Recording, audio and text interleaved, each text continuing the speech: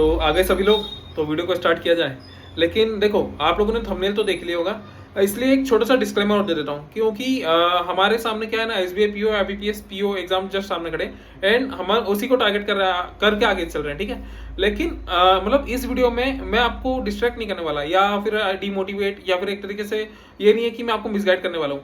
यहाँ इस देखो, जो वीडियो आएंगे ना, 2 पार्ट में आएंगे। इस पार्ट में मैं बात रखूंगा कि क्यों क्लैरिकल ज्यादा बेटर है पीओ से, ठीक है। भले ही वो एसबीआई क्लैरिकल हो, भाई आरआरबी क्लैरिकल हो, आईबीपीएस क्लैरिकल हो, ठीक। क्यों लोग क्लैरिकल बनना या बने रहना पसंद करते हैं, लाइक वो प्रमोशन नहीं लेते हैं या फिर वो पीओ की जगह क्लैरिकल वाली जॉब को प्रीफर करते हैं, ठीक है। एंड इस जो नेक्स्ट वीडियो आएगा ना, मैं उसमें अपनी बात रखूंगा कि क्यों आपका पीओ बनना ज्यादा जरूरी है। तो वो वीडियो और ज्यादा इंफॉर्मेटिव होगा और ज्यादा धमाकेदार होगा। तो इसलिए बोल रहा हूँ, इस वीडियो में हम एडवांटेज देखेंगे क्लैरिकल के। नेक्स्ट वीडियो का वेट करना, मतलब देखो, इन्फॉर्मेशन गेन करो, वीडियो को एंजॉय करो एंड नो नेगेटिविटी। तो चलिए वीडियो को यहाँ से स्टार्ट करते हैं। तो सबसे पहली चीज जो कि क्लरिकल जॉब को सबसे ज्यादा कंफर्टेबल बनाती है ना, वो है इसका फिक्स टाइम। अगर आप पीओ ज्वाइन करते हो ना, तो आपको कोई फिक्स टाइम नहीं है। आपका आने का टाइम फिक्स है, लेकिन जाने का कोई टाइम नहीं है, ठीक है। आप 8 बज सकते हैं, 9 बज सकते हैं, 10 बजती है इवन कई ऑफिस में, ठीक है। और जब आप क्लैरिकल होते हो ना, तो आपके पास ये आपको डिसाइड करना रहता है कि आपको रुकना है। आपके पास एक्स्ट्रा वर्क है तो आप 5:30-6 बजे तक रुक जाओ, लेकिन आपके पास पूरी अथॉरिटी, मतलब आपके पास पूरी वो रहती है कि अगर आपका जो टाइम रहता है, जैसे कि अगर आपका 10 बजे का टाइम है तो आपको 9:45 पे लॉग इन करना होता है। एंड जो आपका अगर 10 से है तो आपका जो टाइम पीरियड है वो 4:45 का रहता है। तो हम लोग 15 मिनट, आधे घंटे एक्स्ट्रा खुद की तरफ से देते हैं कि चलो ठीक है, जो पेंडिंग काम है उसको निपटा ले। तो 5:15 5:30 तक आप इजीली अपना काम करके, पेंडिंग काम निपटा के घर निकल सकते हो, ठीक है। लेकिन जैसे कि मैंने बताया कि ऑफिसर में आपको मिनिमम 6 तो बचता ही है, कई लोग 7, 8, 9, वो डिपेंड करता है। इवन कई बार तो ऑफिसर्स को संडे को भी बुला लिया जाता है, सैटरडे को भी बुला लिया जाता है, ठीक है। तो पहली चीज तो ये हो गई। हाँ, वो बात अलग है कि अगर आप आरबीओ में हो, एलएचओ में हो, या आपकी कुछ ऐसी पोस्ट है या फिर आपकी कुछ ऐसी ब्रांच है कि आपको 6, 6:30 तक रुकना पड़ रहा है, वो बात अलग है। बट एज मतलब जो मैक्सिमम 90% की बात कर रहा हूँ, तो आपके पास अधिकार होता है कि आप अपने टाइम पे निकल सकते हो, ठीक है। सेकंड चीज होती है आपके ट्रांसफर्स एंड पोस्टिंग। देखो, जब आप क्लैरिकल ज्वाइन करते हो ना, तो बहुत ज्यादा पॉसिबिलिटी रहती है कि आपको आपके होम पोस्टिंग ही मिले या आपके 100 किलोमीटर के दायरे में आपको पोस्टिंग दी जाए। और नहीं भी, जैसे एक्सेप्शनल है, मुझे भी पोस्टिंग शायद 300 किलोमीटर दूर मिली है, ठीक है। लेकिन चलो ठीक है, स्टिल हो सकता है 3-4 साल मुझे यहाँ काटना पड़े। इसके बाद जब मुझे नेक्स्ट पोस्टिंग मिलेगी तो मुझे होम टाउन या उसके आसपास मिलेगी। एंड इसके बाद फिर मैं जब भी ट्रांसफर होगा तो मैं उसके आसपास ही कराते रहूंगा, समझ रहे हो। तो पहली चीज तो ये कि आपको होम पोस्टिंग क्लैरिकल में मिलने का बहुत ज्यादा चांस रहता है। नहीं भी मिली है तो इसके बाद जो पोस्टिंग मिलेगी उसमें आपको मिल जाती है। एंड इसके बाद लेट से कि चलो ठीक है, आपको उस ब्रांच में भी 3-4 साल हो गए, इसके बाद क्या होता है ना कि आपको फिर आसपास की ब्रांच में आपको ट्रांसफर किया जाता है। ऐसा नहीं कि आपको फिर उठा के 4 साल बाद फिर वापस कहीं दूर फेंक देंगे, नहीं। एक बार अगर क्लैरिकल ज्वाइन करते हो और जैसे जैसे सीनियर होते हैं ना, फिर तो आपको आपके घर के आसपास ही रहने का बहुत बेटर मौका मिलता है। प्लस दूसरी बात, आपको कहीं स्टेट के बाहर नहीं फेंकते। लाइक अगर आप अपने होम पोस्टिंग होम स्टेट में एज ए क्लैरिकल रहते हो ना, तो आपको मतलब कहीं और हो सकता है ट्रांसफर यहाँ वहाँ होता रहे, लेकिन आपको आपके स्टेट से बाहर नहीं रखेंगे। लेकिन अगर आप पीओ कैडर में रहते हो तो आपके एक तो ट्रांसफर बहुत फ्रीक्वेंट होता है। हर इवन 2 साल में, 3 साल में आपके ट्रांसफर, प्रमोशन, जो भी चीजें ये सब चलती रहती है। इसी के साथ देखो, बहुत ज्यादा चांसेस रहते हैं कि आपको जो आपका स्टेट है उसके बाहर भी आपको भेजा जा सकता है, ठीक है। स्पेशली स्केल 2 के बाद तो बिल्कुल आपको ये मान के चलना है कि आपके कभी भी बाहर स्टेट के लिए ट्रांसफर हो सकते हैं। बात कर ली जाए वर्क प्रेशर की, तो देखो, एज अ क्लैरिकल आपके पास वर्कलोड तो होता है क्योंकि आपके पास मल्टीपल काम होते हैं। लेकिन क्या होता है ना कि आपका एक रूटीन बन जाता है। आपको पता, एक स्टार्टिंग में आपको थोड़ा सा हेजिटेशन होता है, बहुत सारी चीजें सीखने की रहती है, तो वो चीज अलग होती है। लेकिन एक टाइम के बाद आपका ये रूटीन बन जाता है, आपको पता होता है कि यही काम हमें करना है। तो आप क्या होता है ना कि वो जो वर्क प्रेशर है आपको वो हैंडल करना आ जाता है, ठीक है।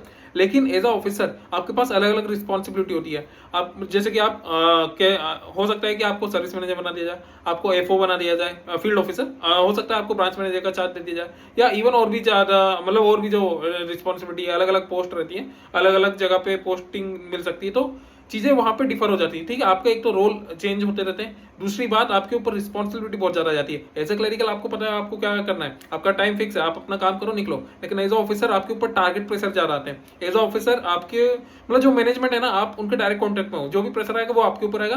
फिर आपको नीचे कन्वे करना होता है कि हाँ यार, आपको काम कराना होता है as a management, as a PO और एज अ ऑफिसर आपको काम कराना होता है, ठीक है। तो वहाँ पे चीजें डिफर हो जाती है। तो जो फाइनेंशियल रिस्क है ना वो एज अ ऑफिसर ज्यादा है, क्योंकि वहाँ पे आपको लोन का देखना होता है, वहाँ पे आपको साइन करने होते हैं, तो financial risk as a officer बहुत ज्यादा है। लेकिन एज अ क्लरिकल अगर बात की जाए तो हो सकता है अगर आप केस में हो तो वहाँ पे एक थोड़ा सा फाइनेंशियल रिस्क है, अगर आपसे कुछ गड़बड़ हो गई लेन देन में। बाकी ऐसा financial risk as a clerical नहीं होता, ठीक है।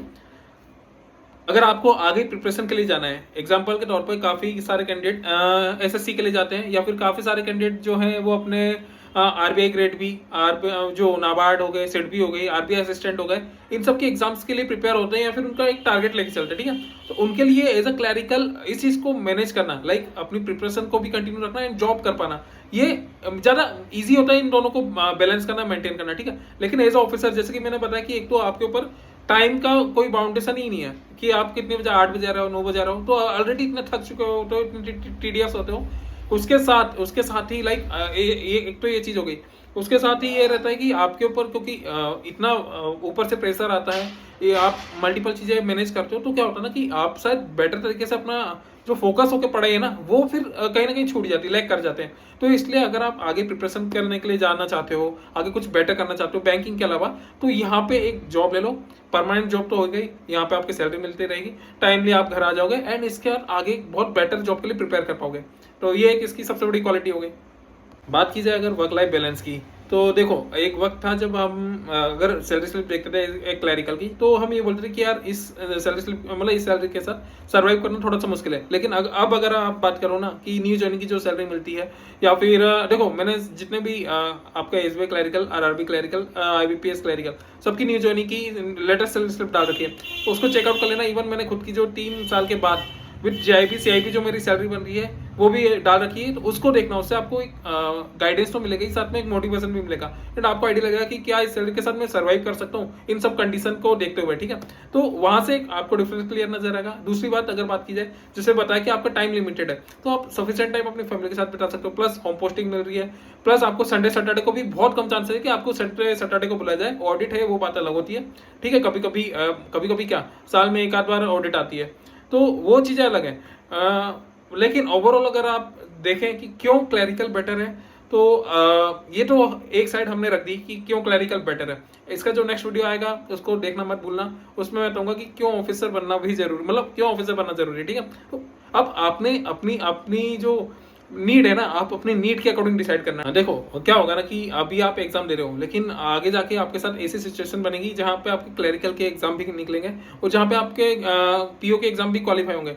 तो एक मोमेंट पे जाके आपको डिसाइड करना पड़ेगा कि आपको क्लरिकल जॉब सिलेक्ट करना है या पीओ सिलेक्ट करना है। काफी बच्चे ये भी बोलते हैं कि यार बंदा क्लरिकल क्यों ही सिलेक्ट करेगा, लेकिन भाई काफी सारे ऐसे बंदे हैं जो कि जब क्लरिकल सिलेक्ट कर लिया ना, तो इवन उन्होंने अपना प्रमोशन तक नहीं लिया। तो समझ रहे हो कुछ तो डिफरेंस होता होगा ना, तो वही हम इस वीडियो में देखने वाले हैं, ठीक है। तो इसलिए बोल रहा हूँ कि पहले तो ये वीडियो देखना, इसको समझना कि क्या चीजें मैं बता रहा हूँ। सेकंड जो वीडियो आएगा उसमें समझना कि क्यों पीयू बेटर बनना बेटर है, ठीक है। लेकिन दोनों को एनालिसिस करना अपनी कंडीशंस के अकॉर्डिंग, हर एक बंदे की अपनी कंडीशन होती है, अपनी एक बेसिक नीड होती है, उसके अकॉर्डिंग फिर डिसाइड करना कि हाँ मुझे पीओ के लिए जाना है या क्लरिकल के लिए जाना है। हम तैयारी दोनों की साथ में करेंगे, लेकिन स्टिल एक मोमेंट आएगा जहां पे आपको डिसाइड करना होगा, लेकिन बेटर है उसके लिए आप अभी से प्रिपेयर हो, ठीक है। तो गाइस अगर आपको वीडियो इन्फॉर्मेटिव लगा हो एंड इस वीडियो से आपको कुछ सीखने को मिला हो, तो वीडियो को लाइक कर देना एंड चैनल को सब्सक्राइब कर लेना, क्योंकि अगर आपको अच्छा लगने के बाद भी आप ये चीजें नहीं करते हो ना, तो याद रखना गरुड़ पुराण में इस चीज के लिए अलग से एक सजा लिखी हुई है। तो चलिए आपसे फिर अगले वीडियो में मुलाकात करूंगा।